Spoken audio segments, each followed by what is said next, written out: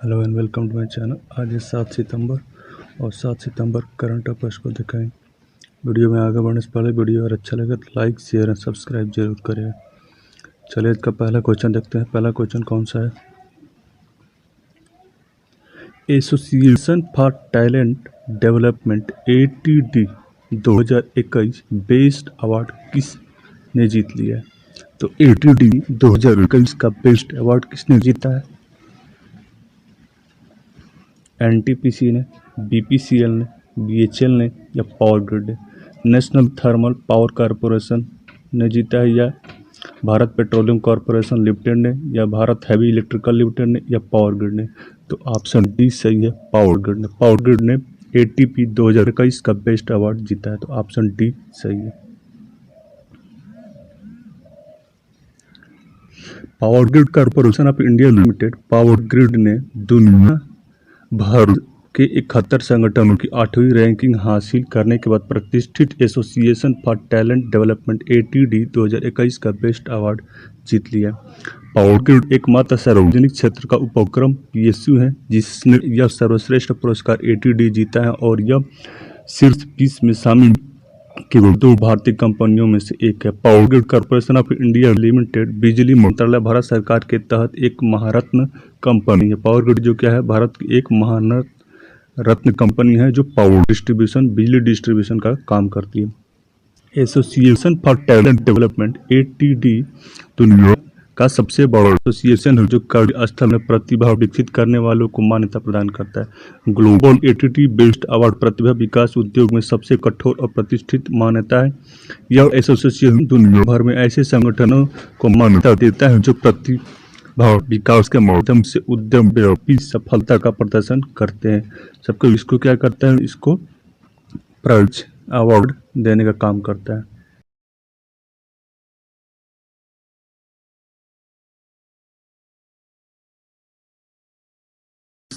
के समाप्त होने के बाद भारत कितने नंबर पर है? टोक्यो पैरा ओलंपिक जो टोक्यो जापान में जो 2020 टोक्यो पैरा ओलंपिक मैच का आयोजन हो रहा था टोक्यो जापान में, उसमें भारत मेडल की रैंकिंग में कितने नंबर पे है? तो भारत कितने नंबर पे है? 10वें नंबर पे है, 24वें नंबर पे है, 15वें नंबर पे या 20वें नंबर पे? तो भारत 24वें नंबर पे रहा है। कितने नंबर पे? 24वें नंबर। तो ऑप्शन बी सही है।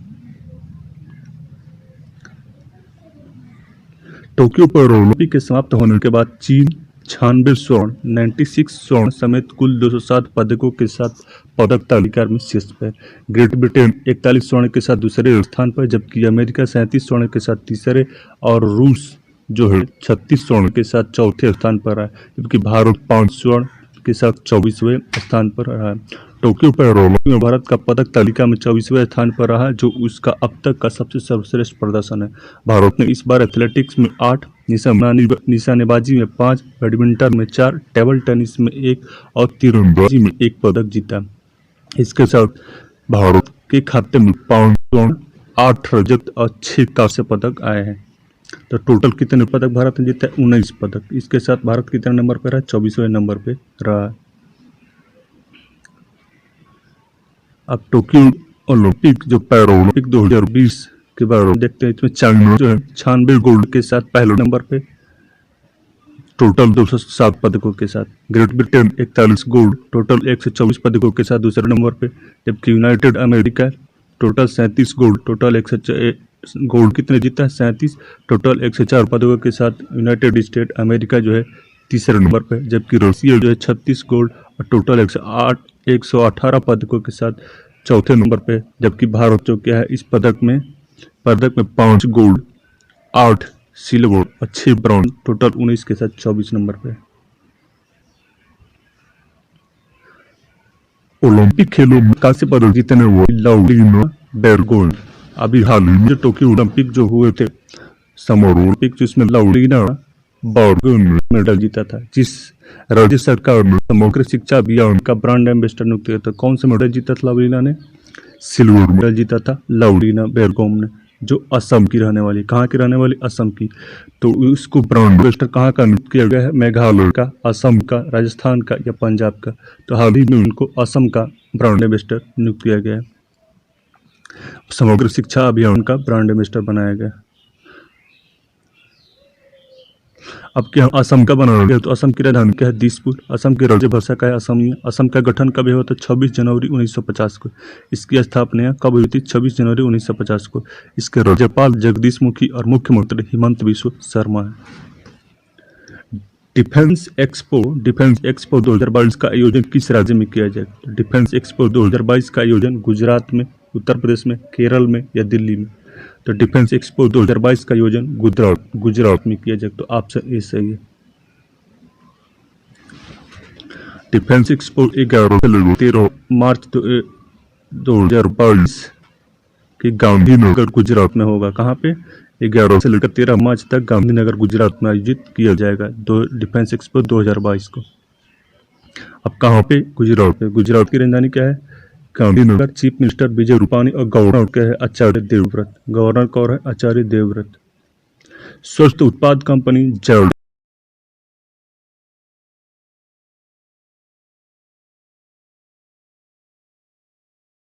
ब्रांड शुगर फ्री का ब्रांड एम्बेसडर नियुक्त किया गया। किसने, कंपनी ने, जायडस वेलनेस ने। तो किसको अपना ब्रांड एम्बेसडर नियुक्त किया गया है, दीपिका पादुकोण को, प्रियंका चोपड़ा को, कैटरीना कैफ को या आलिया भट्ट को। तो हाल ही में जायडस वेलनेस ने स्वीटनर ब्रांड शुगर फ्री के लिए ब्रांड एम्बेसडर किसको, कैटरीना कैफ को नियुक्त किया गया। तो ऑप्शन सी सही है। स्वास्थ्य उत्पाद कंपनी जायडस वेलनेस ने शनिवार को कहा कि उसने बॉलीवुड अभिनेत्री कैटरीना कैफ को अपने कम कैलोरी वाले स्वीटनर ब्रांड शुगर फ्री का ब्रांड एम्बेसडर बनाया है। जायडस वेलनेस के मुख्य परिचालक अधिकारी और निदेशक तरुण अरोड़ा ने बयान में कहा कि कैटरीना कैफ को शुगर फ्री का नया ब्रांड एम्बेसडर बनाना वृद्धि की तेज करने और बाजार में अगुवा के रूप में हमारी स्थिति को मजबूत करने की दिशा में उठाया गया यह एक कदम है। अगला क्वेश्चन है, गुजरात सरकार ने अभी हाल ही में लगभग 1000 करोड़ रुपए की लागत की जो योजना शुरू करने की घोषणा की। तो 1000 करोड़ रुपए के लागत से गुजरात सरकार ने कौन सी योजना शुरुआत की है, नमो टैबलेट योजना, सरस्वती साधना योजना, मुख्यमंत्री युवा स्वावलंबन योजना या वतन प्रेम योजना। तो हाल ही में वतन प्रेम योजना की शुरुआत की है 1000 करोड़ रुपए के लागत से।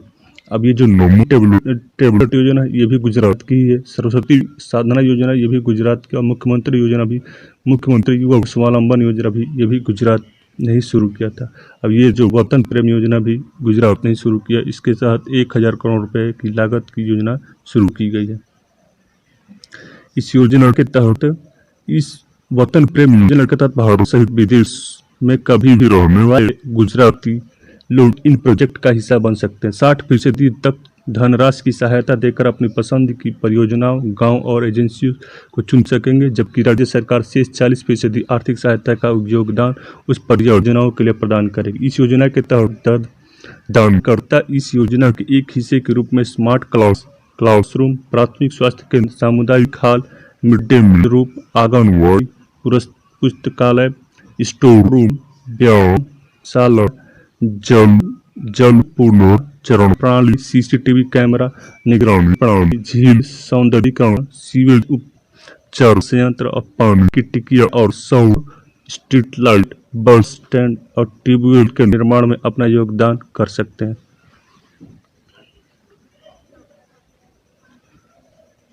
हाल ही में खबरों में रही कसाई नदी किस देश में स्थित है। तो हाल ही में खबरों में रही कसाई नदी किस स्टेट में स्थित है,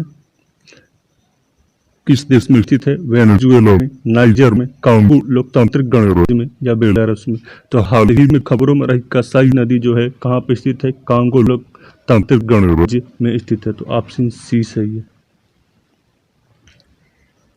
कसाई नदी कांगो लोकतांत्रिक गणराज्य में स्थित है। यह खबरों में इसलिए है क्योंकि हाल ही में कसाई नदी लाल हो गई थी। दरियाई घोड़े और मरी हुई मछलियों के शव नदी में तैरते देखे गए थे। प्रदूषण पहली बार कसाई नदी के एक सहायक नदी में पाया गया था, जिसका नाम तिस्काफा है। जिसका नाम क्या रखा गया है, तिस्काफा है।